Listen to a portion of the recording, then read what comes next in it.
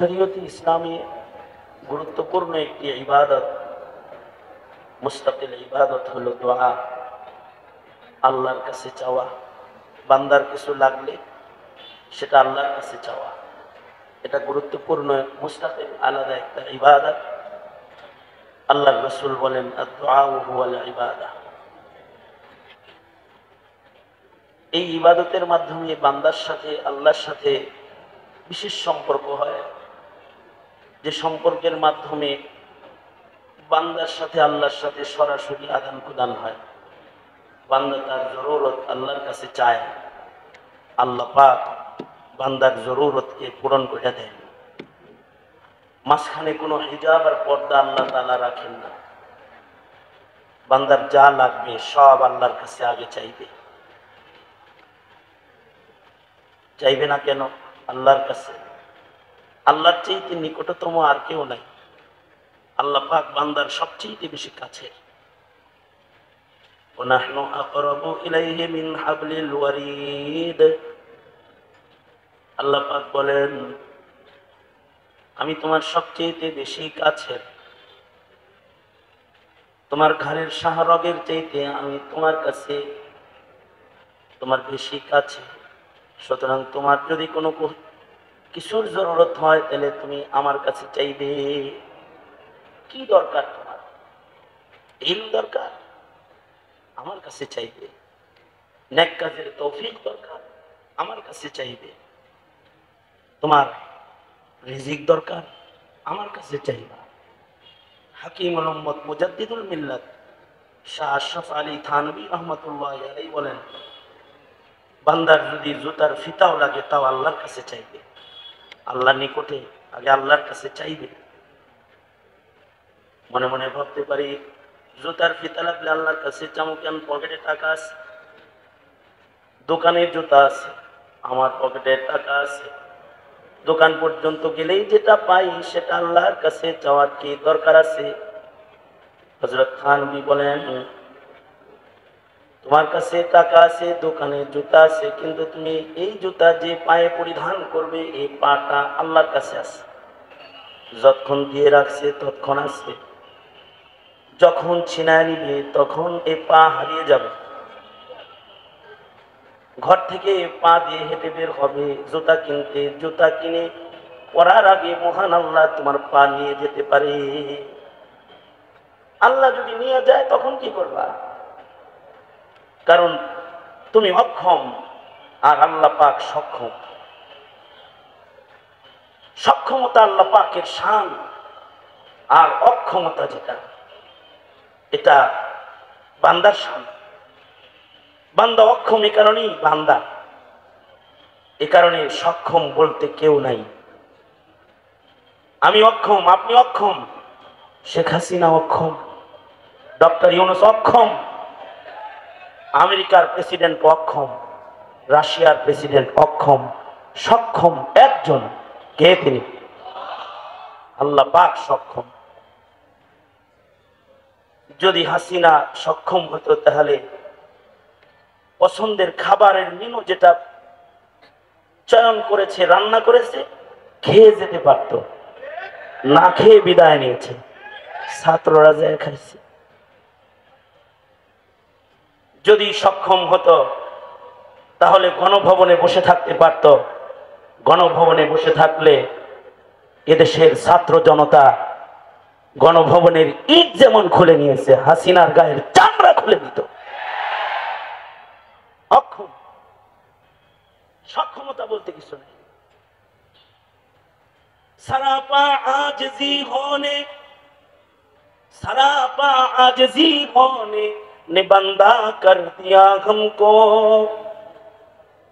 सरापा आजिज़ी होने ने बंदा कर दिया हमको। वगरना हम खुदा होते जो दिल बे आरज़ू होता। वगरना हम खुदा होते जो दिल बे आरज़ू होता।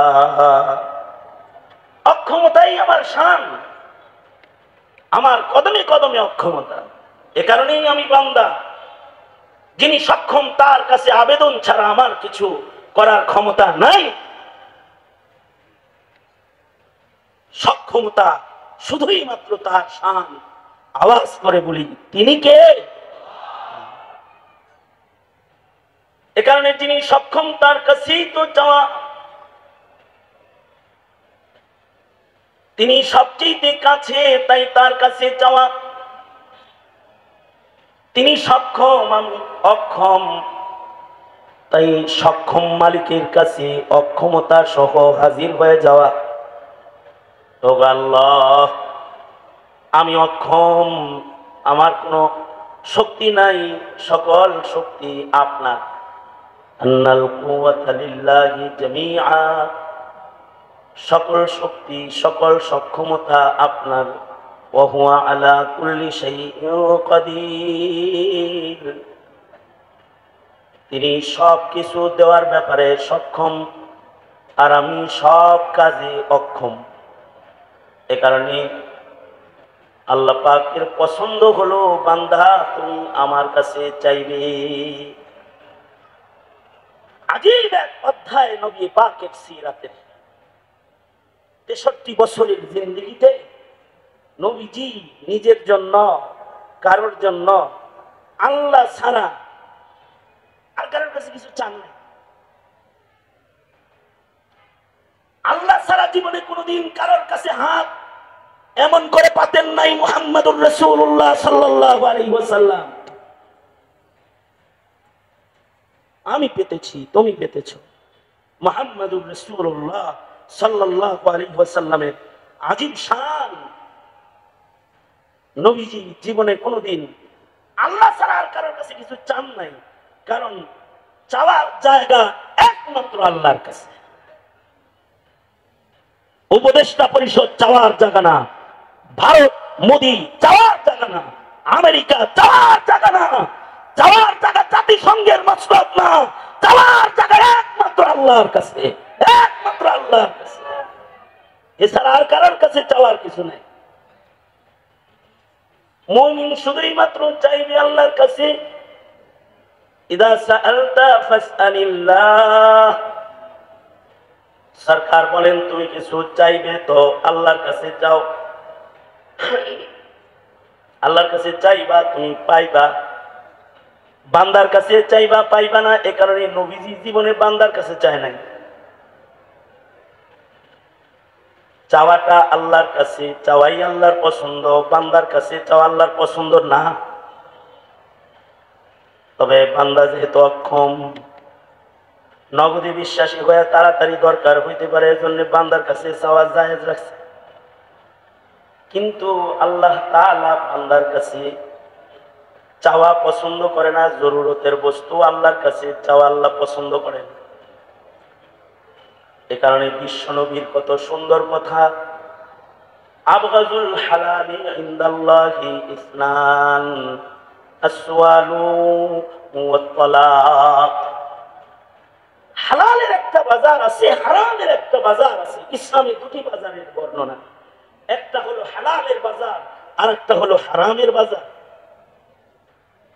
তুমি হালাল খরিদ করে করেই চলবে, হারামের বাজারে ঢুকবা না। হালাল মুমিন করবে, হারাম মুমিন করবে না।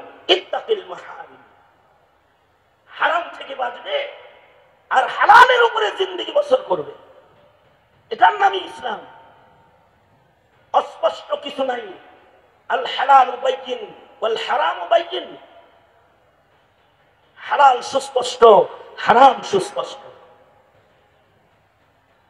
কেউ যদি কারোর হালাল হারাম না বুঝে, যে কোন কথাটা বলা হালাল আর কোন কথাটা বলা হারাম, কোন কাজটা করা হালাল কোন কাজটা করা হারাম, আল্লাহ পাকের নবীর সুস্পষ্ট বর্ণনার দুর্বলতা নয়, মানুষ যে কাজটা করতেছে তার বুঝের আর আকলের দুর্বলতা। এটা শরীয়তের দুর্বলতা না, তোমার বুঝে আসে নাই। নবী বুঝায়া দিয়া গেছেন বাইয়িন, হালাল হারাম। তুমি বুঝো নাই। ইসলামের নীতিমালার দুর্বলতা নয়, এটি তোমার দুর্বলতা, তোমার দুর্বলতা। এটা দুনিয়ার সব কাজেই দুর্বলতা আছে। না বুঝার কারণে লস হয়, ইসলামও না বুঝলে লস হয়। এ কারণে বুঝতে যারা বুঝে তাদের কাছে যাইতে হয়, মাতব্বরি করলে কাজ হয় না, যাইতে হয়। একই বাজারে দোকানদার, একজন গেনার আর একজন ফকির। কিসের কারণে? ওর দোকানেও মাল আছে, ওর দোকানেও মাল আছে, ও ব্যবসা বুঝি না। ইম্পোর্টার অনেকেই আছে, একজন গেনার আর একজন ফকির। ও বুঝেই না কোনটা আনলে মার্কেটে খাইব, গোডাউনে মাল পচে, ওর বুঝা কিনতে পারে নাই। আর একজন বুঝা কিনছে, এয়ারপোর্ট থেকে গোডাউন পর্যন্ত আনতে পারে নাই, বিক্রি হয়ে গেছে। ইসলামটাও শরীয়তের হালাল হারাম অনেকে বুঝে, অনেকে বুঝে না। কোরআন হাদিসের দুর্বলতা না, পণ্ডিত তোমার আকলের দুর্বলতা, তুমি বুঝো না, তুমি বুঝো না। আল্লাহর রাসূল বলেন হালাল সুস্পষ্ট, হারাম সুস্পষ্ট। হালালের বাজারে দুইটা হালাল আছে, যেটা আল্লাহর কাছে ভীষণ অপছন্দ, আবগাজ, একেবারে সর্বোচ্চ অপছন্দ। আবগাজুল হালালি ইনদাল্লাহি ইসনান, সর্বনিকৃষ্ট দুটি হালাল হালালের বাজারের ভেতরে আছে। তার ভেতরে একটা হলো আসওয়াল। কোন জায়গায় সোয়ালের পছন্দিদা হালত নাই, ক্ষুধার যন্ত্রণায় না খেয়ে থাকলেও সোয়ালের পছন্দিদা হালত নাই। ছেঁড়া কাপড় 18 তালির পরার পরেও কাপড়ের জন্য সোয়ালের জায়েজ হাজত নাই, আফজাল হালত নাই। নিকৃষ্ট অনুমোদিত হালাত, যেখানে টাকা পয়সা, খানা পিনা কোনো কিছুই একেবারে হালাল, চায়া খাওয়ার সরাসরি ইজাজত নাই, চাওয়ার ইজাজতই নাই। এ কারণে আমাদের আকাবিররা মুদাররিসি করেছেন, মাইনে চেয়ে নেননি। এ কারণে আমাদের আকাবিররা বয়ান করেছেন, হাদিয়া চেয়ে নেন নাই। এ কারণে আমাদের আকাবিররা ফকর ফাকাকে বরণ করেছেন। সুয়ালের মাধ্যমে, হাত পাতার মাধ্যমে নিজের দারিদ্রতাকে মোচন করার চেষ্টা আকাবিররা করেন নাই। নবীর সুন্নাত এটাই। এ কারণে আল্লাহর রাসূল সাল্লাল্লাহু আলাইহি ওয়াসাল্লাম 63 বছরের নবুয়তি সফল জীবনের ভেতরে সোয়ালের অস্তিত্ব নাই। অথচ জায়েজ হাজত হইলে চাওয়া যায়, কিন্তু আবগাজ পয়গম্বরের শান নয়। আবগাজকে পয়গম্বর গ্রহণ করবেন। তালাকের অস্তিত্ব শরীয়তে ইসলামী জায়েজ হালতে আছে, কিন্তু নবী জীবনের 63 বছরে তালাকের অস্তিত্ব নাই। নবী কাউরে তালাক দেন নাই বিবিদেরকে। তার মানে কি নবীর বিবিদের সাথে নবীর কোনো তালাকের পরিবেশ হয় নাই? হয়েছে, তারপরেও দেন নাই। আবগাজ, আবগাজুল হালাল। এ কারণে তালাক দেওয়া জায়েজ আছে, কিন্তু নবীজি তালাক দেন নাই। তোমার বাড়িতে কেউ শত্রুতা করে একটা চিঠি ফেলে রেখে গেছে, বিবিরে তালাক দিছ। মোবাইলে একটা মেসেজ দেখে বিবিরে তালাক দিয়ে দিছ। তোর মোবাইলে অন্য বেটার মেসেজ ঢুকলো কেন? বলেও তো ঢুকতে পারে। তরকারিতে লবণ কম হয়েছে, বিবিরে বলছো 1 তালাক। বাবার বাড়ি থেকে হাদিয়া পাঠায় না কেন, যৌতুক আসে না কেন, 3 তালাক। এইরকম কোন অশালীন ব্যবহারের বৈধ বস্তুর নাম তালাক নয়। আল্লাহর রাসূলের জিন্দেগিতে কঠিন মুহূর্ত গেছে, তারপরেও তালাক উচ্চারণ করেন নাই। হালাল, কিন্তু আবগাজ তাই মুখে আনেন নাই। অথচ উম্মুল মুমিনিন হযরত আয়েশার উপরে জিনার তহমত লেগে গেছে। 1 মাস মদিনায় বদনামের গুঞ্জন চলছে, মুনাফিকরা বদনামের ঝড় তুফান উঠায় দিয়েছে। আল্লাহর রাসূল মুখ খুলে না, হযরত আয়েশা সিদ্দিকাও মুখ খোলেন না, চুপ করে আসমানের দিকে তাকিয়ে আছেন। দুনিয়ার কেউ হলে বিবিরে 24-25 তালাক দিয়ে দিত, কিন্তু মুহাম্মদুর রাসূলুল্লাহ সাল্লাল্লাহু আলাইহি ওয়াসাল্লাম চুপ করে বসে আছেন। হযরত আয়েশা সিদ্দিকাও সবরের ভূমিকায় আছেন। আসমান থেকে আল্লাহ তাআলা নিজে কথা বলতে বাধ্য হয়েছেন যে আল্লাহ তাআলা বান্দার সবর আর তাহাম্মুল দেখে, আল্লাহ তাআলা হযরত আয়েশার তাহাম্মুল দেখে 10টি কোরআনে কারীমের পাক্কা আয়াত নাযিল করেছেন। কিন্তু আল্লাহর নবী তালাক উচ্চারণ করেন নাই। এ কারণে পাবলিক যত বউ তালাক দেয়, মোল্লায় অত বউ তালাক দেয় না। ইল্লা মাশাআল্লাহ ইমার্জেন্সি দরজা লাগিয়া গেলে তালাক দিতে হয়, তাই দেয়, কিন্তু মৌলবীর বউ তালাকের দরকার পড়ে না। কারণ মৌলবী তালাকের মাসাইল জানে। মগা চৌধুরী বিয়া করছোস, তালাকের মশলা পুইরা বিয়া করতালি না। তালাকের মাসালা পরশ নাই দেখে তালাকের মামলার অভাব নাই। যখন তখন মুখে তালাক তালাক উচ্চারণ করেছ, কিন্তু মৌলবী বদমেজাজি বৌলয়েও খায় আবগাজ তালাক যে, এ কারণে আবগাজ যে, এ কারণে মুখে উচ্চারণ করে না। শেখ সাদি বলেন বদমেজাজি বৌলয়া বুজুর্গ ঘর সংসার করে আর মুরিদ হাদিয়া নিয়া পীরের বাড়ি বেড়াইতে গেছে, কিন্তু পীর সাহেব বাড়ি নাই।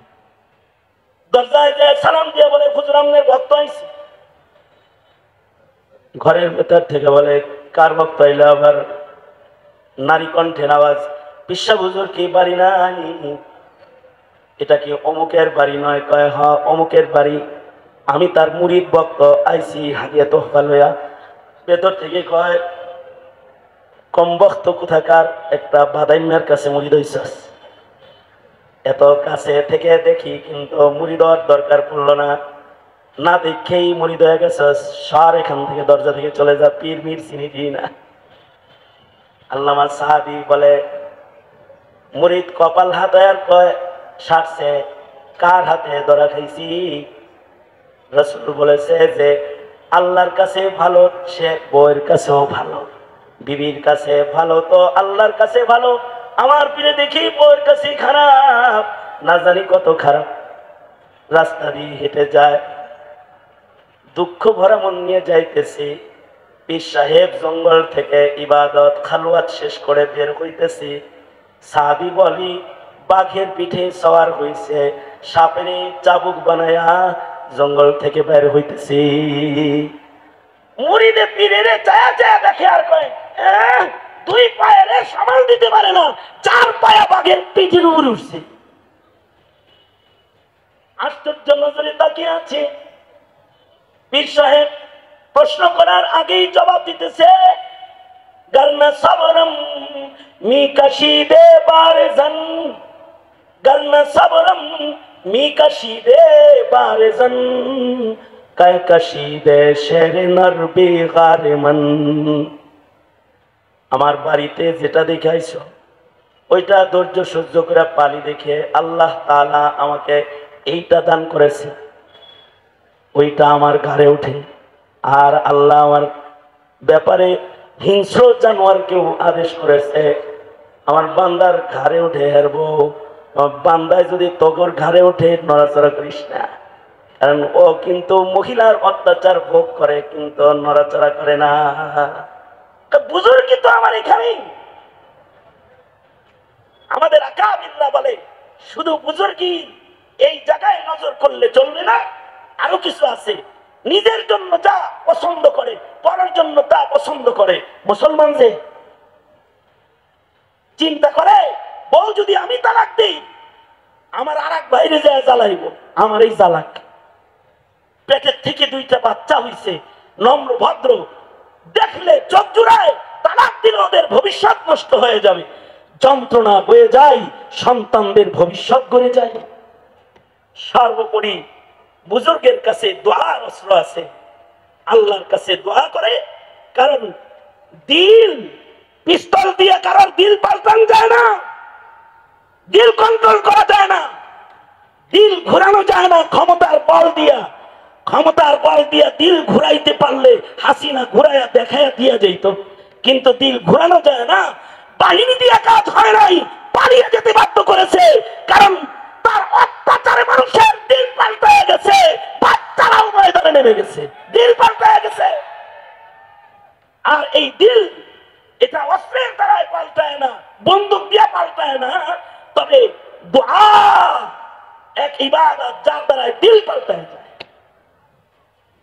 হযরত আবু হুরায়রা বলে, ওগো আল্লাহর নবী, আমার মা আমার অত্যাচার করে, গায়ে আমার মায়ের দাগ হয় না নবী, আপনি পয়গম্বর, আপনি যদি আল্লাহর কাছে দোয়া করেন, আমার মন বলে আপনার দোয়ায় আমার মায়ের দিল আল্লাহ তাআলা পাল্টায় দিবে। আমার মার দিল পাল্টায় গেলে যে মা আমার আল্লাহর নবীরে অপছন্দ করত, সে পছন্দ করবে। আল্লাহর রাসূল দোয়া শুরু করেছেন, সাহাবীর চেহারা দেখে নবীজি দোয়া করে ফেলেছেন। হযরত আবু হুরায়রা দৌড় দিয়েছেন, বলেন আমি এবার দৌড় দিলাম, দেখি আমি দৌড়ায় আমার ঘরে আগে যাই নাকি নবীর দোয়া আমার ঘরে আগে যায়। হযরত আবু হুরায়রা বলেন, ঘরে যায় দেখি মায়ের দরজা বন্ধ, ছোট্ট করে ডাক দিয়েছি, ডাক দেওয়ার সাথে সাথে বুঝলাম আমার আগে নবীর দোয়া ঘরে এসে গেছে। মা ছোট্ট করে জবাব দিয়ে বলে, বাবা আবু হুরায়রা বসো, আমি একটু প্রস্তুত হয়ে আসতেছি। ঘরের ভেতর থেকে গোসলের পানির আওয়াজ পাওয়া যায়। মা আমার গোসল করে নতুন জামা পরে আমার সামনে দাঁড়ায় বলে, আশহাদু আল্লা ইলাহা ইল্লাল্লাহ ওয়া আশহাদু আন্নাকা রাসূলুল্লাহ ওয়া আশহাদু আন্না মুহাম্মাদান আবদুহু ওয়া রাসূলুহু। মা দোয়া করে, দোয়ার বরকতে দিল পাল্টায় মুহূর্তে কালেমা পড়ে মুসলমান। হযরত থানবী বলেন, পীর সাহেব দোয়া করে তো এর লাগি আল্লাহ দিল পাল্টায় দিছে। শেষ বয়সে এই বউ এই বুজুর্গের সবচেয়ে বেশি খেদমত করছে। তুমি যেটা আরেকটা পাল্টায় আনতা, ওইটা তোমারে এটা দিছে শুধু ঠান্ডা, আরে তোমারে আরো কিছু দিয়ে করতো ঠান্ডা পরেরটা, কারণ তুমি তো গায়েব জানো না পরের বউ আরো ভালো আসবে না আরো খারাপ আসবে। তবে দোয়ার মাধ্যমে ভালো জিনিস চেয়ে নেওয়া যায়। এখানে যার ইলম দরকার সে বলবে রব্বি জিদনি ইলমা, যার ভালো কলব দরকার সে বলবে আল্লাহ উত্তম কলব দেন, যার মাল দরকার সে বলবে আল্লাহ আপনি আমারে ও রাজ্জাক মালিক আপনি আমাকে রিজিক দান করেন। হ্যাঁ, রিক্সা নিয়ে দাঁড়িয়ে হইছো, কিন্তু আল্লাহর কাছে টাকা চাই আর হ্যান্ডেল মারবা, চাইবা একমাত্র একজনের কাছে, তিনি হলেন আল্লাহ। বাসা থেকে বের হয়ে সকালবেলায় রিক্সায় উঠছি, রিক্সাওয়ালা মাদ্রাসার সামনে নামায়া ভাড়াটা হাতে নিয়েই আগে হ্যান্ডেলে চুমা দিয়া টাকা চুমাইতেছে, হাতটা ধরে ফেলছে। এই চুমাস কেন? রিজিক রিজিক রিজিক, হ্যান্ডেলের ভিতরে হলে রিজিক। আপনারা বলুন তো, রিক্সার হ্যান্ডেলে রিজিক নাকি আসমানে রিজিক? কোথায় রিজিক? দোকানে রিজিক না আল্লাহর কাছে রিজিক? ব্যবসায় রিজিক না আল্লাহর কাছে রিজিক? রিজিক দরকার চাইতে হবে কার কাছে? আল্লাহর কাছে চাইতে হবে, রিজিক তার কাছে। এ কারণে মৌলবীরা সনদের ধার ধারে না, কারণ মৌলবীরা জানে সনদের রিজিক না, রিজিক আল্লাহর কাছে। ওই সরকারি সার্টিফিকেটের ধার ধারে না। হ্যাঁ, সনদের স্বীকৃতির জন্য কথা বলেছে, এটা হাসবে জরুরত, জরুরত ছিল এজন্য বলেছে, কারণ তোমরা মনে করো মৌলবীরা মূর্খ, আসলে মৌলবীরাই জানে তোমরা মূর্খের ঘরের মূর্খ, তোমরা মূর্খের ঘরের মূর্খ। সরকারি লিস্টে শিক্ষিত লেখা থাকা দরকার, তাই একটা কাগজের সনদের দরকার ছিল।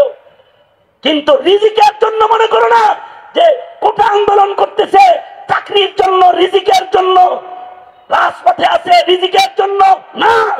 মোল্লা রাজপথে যায় আল্লাহর জন্য, আল্লাহর রাসূলের জন্য রাজপথে যায়, রিজিকের জন্য যায় না।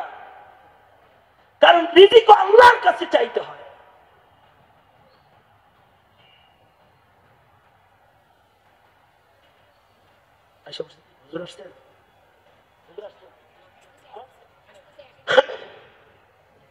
সবকিছু আল্লাহর কাছে চাইতে হয়, রিজিক আল্লাহর কাছে চাইতে হয়। রিকশাওয়ালা ভাই, নামাজ পড়বা না? রিজিকের সন্ধানে নামাজ পড়ার টাইম নাই, কারণ করছেই তো হিসাবটা রিজিকের, আর কিছু করো নাই। এ কারণে তোমার রিজিক হইল মিন হাইসু ইয়াহতাসিব। আর মোল্লা ঘরে বসে রইছে, ওয়ারযুকুহু মিন হাইসু লা ইয়াহতাসিব। কোন জায়গা থেকে আইছে রিজিক জানেও না মোল। তালেবানে ইলমে নবুওয়াত তোমরা বেশি এখানে। আমি আমার এই শেষ কথার মাধ্যমে আমার বক্তব্যের ইতি টানবো। ওমাইয়াত্তাকিল্লাহ ইয়াজআল লাহু মাখরাজা ওয়া ইয়ারযুকুহু মিন হাইসু লা ইয়াহতাসিব। তোমার রিজিক সনদের কাগজে না, তোমার রিজিক তোমার চাকরি আর ব্যবসা না। এক আলেম রিজিক আইছি কি ভাই, আপনি তালিম বাদ দিয়া এটা ধরছেন কোন? রিজিকেরও তো দরকার আছে। রিজিকের জন্য ব্যবসা না, ব্যবসাও দিন হিসেবে। রিজিক তো আল্লাহ তাআলা দান করবেন, রিজিক আল্লাহর কাছ থেকে চেয়ে নিতে হয়। জব পানি আ গিয়া তো তায়াম্মুম খতম। আর কোন শব্দ সামনে আগানোর কোন সুযোগ নাই। তবে শেষ কথা হলো এতটুকুনি, আমরা কারোর কাছে কিছু চাই না, আমরা অস্ত্রের শক্তির তোয়াক্কা করি না, আমরা জনতার শক্তির তোয়াক্কাও করি না। আমরা ইমানদার তথা উলামায়ে কেরাম, তারা তাদের যা জরুরত পৃথিবীর কারোর কাছে তারা চায় না। দরকার নাই তাদের ভারতের, দরকার নাই তাদের ফ্রান্সের। যেই ফ্রান্স মুসলমানের অধিকার বাইরে খেলাফ দিয়ে কথা বলে, কাজ করে মুসলমানের মাটিতে, মুসলমানের স্বার্থকে নষ্ট করে নিজেদের স্বার্থ চরিতার্থ করতে বাংলাদেশে আসবে, গুল্লি মারি আমরা ফ্রান্সকে, রাশিয়াকে। কারোর কাছে কিছু চাই না, চাই একমাত্র আল্লাহর কাছে। এটাই রাস্তা, এটাই আমাদের নির্বাচিত পথ, কারণ কাউকে দরকার নাই। সুতরাং যা জরুরত পড়বে সব চাবুকার কাছে। বুঝে থাকলে আওয়াজ করে বলেন, সক্ষম মালিককে ধরে আওয়াজ করে বলেন। এখন এই মুহূর্তে একজন মানুষ আপনাদের সামনে বসবেন, নবী পাকের প্রতিটি হাদিসের শব্দ যেমন জাওয়ামিউল কালিম, এখন যিনি চেয়ারে বসবেন তার প্রতিটি কথা জাওয়ামিউল কালিম। আমাদের আকাবিরদের মালফুজ যেমন জাওয়ামিউল কালিম। আল্লামা ওলিপুরি থাকবে না, কিন্তু তার মুখে উচ্চারিত জাওয়ামিউল কালিম যেগুলো, সেগুলো থাকবে। সেই কিমতি বয়ান নিয়ে 3 দিন ব্যাপী ঐতিহ্যবাহী চট্টগ্রাম তাফসীরুল কোরআন মাহফিলের শেষ বক্তব্য এবং শেষ কথা নিয়ে এখন যিনি এখানে বসবেন, তিনি আমাদের মুরব্বী, মুনাজির ইসলাম, মুনাজির জামান, মুনাজির আজম আল্লামা নুরুল ইসলাম অলিপুরি দামাত বারকাতুহুম। হুজুর এসে পড়েছেন, তো আমার কথা বলার হিল্লাত নষ্ট হয়ে গেছে। সুতরাং আমি আমার বক্তব্য এ পর্যন্তই ইতি টেনে বিদায় গ্রহণ করছি। जो कुछ हुआ या रब तेरे करम से हुआ, जो कुछ होगा तेरे करम से ही होगा। আল্লাহ তৌফিক দিলেই প্রতিটি কথা মানা সম্ভব হবে, অন্যথায় মানাও সম্ভব হবে না। আল্লাহুম্মা ওয়াফিকনা লিমা তুহিব্বু ওয়া তারদা। সুতরাং আখিরি মুনাজাত পর্যন্ত বিনয়ের অবতার সেজে বসে থাকবেন। তালবে ইলমরা কেউ নড়াচড়া করার চেষ্টা করবেন না, ইনশাআল্লাহ। ইনশাআল্লাহ এই তাফসীর মাহফিল আগামীতে হোক, চাইতো কারা কারা চাই? আকাবিরদের আগমন হোক চাইতো। আল্লাহ তুমি আমাদের কবুল করো, জোরে বলেন আমিন। সুদা করেন, নড়াচড়া করবেন না, এটা ওয়াদা ইনশাআল্লাহ। হুজুরের বয়ান ও আখিরি মুনাজাত পর্যন্ত নিরিবিলি বসার দরখাস্ত জানিয়ে বিদায় নিচ্ছি। আসসালামু আলাইকুম ওয়া রাহমাতুল্লাহি ওয়া বারাকাতুহু। ওয়া রাহমাতুল্লাহি ওয়া বারাকাতুহু। আলহামদুলিল্লাহ, আলহামদুলিল্লাহি ওয়া কাফা ওয়া সালামুন আলা ইবাদিহিল্লাযীনা ইসতাফা।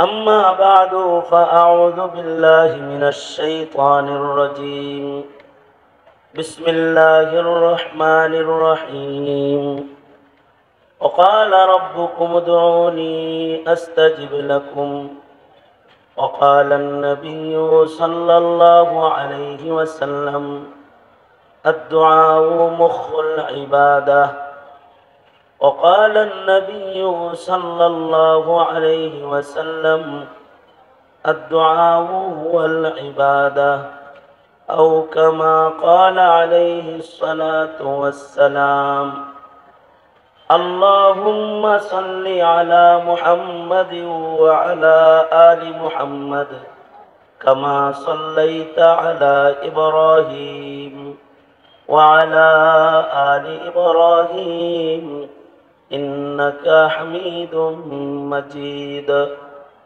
اللهم بارك على محمد وعلى آل محمد كما باركت على إبراهيم وعلى آل إبراهيم إنك حميد مجيد আল আমিন সংস্থা আয়োজিত ঐতিহ্যবাহী 3 দিন ব্যাপী তাফসীরুল কোরআন মাহফিলের আজকের আখিরি রজনী আখিরি অধিবেশন মোহতারাম সাদার মোহতারাম সভাপতি উপস্থিত হযরত বুজুর্গ উলামায়ে কেরাম সম্মুখপানে সমবেত দিন প্রিয় ইসলাম প্রিয় দিনদার ইমানদার মুমিন মুসলমান ভাইরা প্রিয় ছাত্র ভাইরা আল্লাহর দরবারে শুকর আল্লাহ তাআলা ধীরে ধীরে 3 দিন ব্যাপী তাফসীরুল কোরআন মাহফিলের একেবারে শেষ লগ্নে আসার তৌফিক আল্লাহ তাআলা দান করেছেন আমাদেরকে আল্লাহ তাআলা মুবারক এই মাহফিলে শামিল হওয়ার শরীক হওয়ার সুযোগ দান করেছেন কালিমাতুশ শুকর পড়ি শুকরিয়া আদায় করি আলহামদুলিল্লাহ নির্দেশ করা হয়েছে কিছু বলার জন্য ছোট্ট করে একটি সবক তাকরার করার মানসে সূরা গাফির থেকে আয়াতাংশ 2 জায়গা থেকে হাদিস আপনাদের সামনে পেশ করেছি ছোট করে একটি সবক তাকরার করা মাকসাদ আল্লাহ তাআলা কিছু উপকারী কথা আপনাদের কানে পৌঁছানোর তৌফিক দান করেন আমিন মুরব্বীরা কথা বলেছেন আমার পরেও আমাদের সকলের মুরব্বী মুনাজিরে আযম আল্লামা নুরুল ইসলাম ওলি পুরিয়ে দামাত বরকাতুহুম শেষ নসিহত করবেন হুজুর আসার আগে সংক্ষেপ কিছু কথা